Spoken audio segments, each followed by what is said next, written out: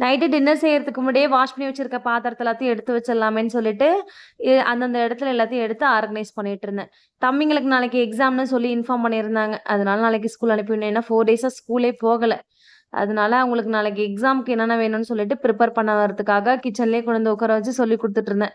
அவங்கள படிக்க சொல்லிட்டு அப்படியே நம்ம டின்னர் வேலைய ஸ்டார்ட் பண்ணியாச்சு. டின்னருக்கு தோசையும், எம்டி சால்னாவும் தான் ரெடி பண்ண போறேன். 8:00 மேல ஆயிருச்சு. அதனால கடகடன்னு ஃபாஸ்ட்டா ரெடி பண்ணிட்டு இருந்தேன். குக்கர்ல கொஞ்சமா எண்ணெய் விட்டு ஹோல் ஸ்பைசஸ், கட் பண்ண வெங்காயம், தக்காளி, இஞ்சி பூண்டு பேஸ்ட் சேர்த்து நல்லா வதக்கிட்டு, அது கூட பேசிக் மசாலாலாம் சேர்த்துக்கோங்க. என்னென்ன மசாலான்னு சொல்லி கமெண்ட்ல சொல்றேன். தேவைப்படுறவங்க செக் பண்ணி பார்த்துக்கோங்க. அது கூடவே கொஞ்சமா தேங்காய் பேஸ்ட் சேர்த்து தேவையான அளவு தண்ணி விட்டு ஒரு 3 விசில் விட்டு எடுத்தோம்னா சூப்பரா சால்னா ரெடி ஆயிடும். அது கூடவே மொறு மொறுன்னு தோசை வச்சு சாப்பிட்டோம்னா செம்ம டேஸ்ட்டா இருக்கும். சிக்கன் குழம்பே தோத்துட்டோம். அந்த அளவுக்கு டேஸ்ட் சூப்பரா இருக்கும். நைட்டு டின்னர்லாம் ரெடி பண்ணி சாப்பிடுறதுக்கு 9:00 ஆயிருச்சு. ஹஸ்பண்ட் வந்துட்டாங்களா, அப்படியே எல்லாரும் சேர்ந்து உட்காந்து சூப்பரா சாப்பிட்டாச்சு. பிடிச்சிருந்தா லைக் பண்ணுங்க. மறக்காம நம்ம சேனல் சப்ஸ்கிரைப் பண்ணி சப்போர்ட் பண்ணுங்க. Thank you.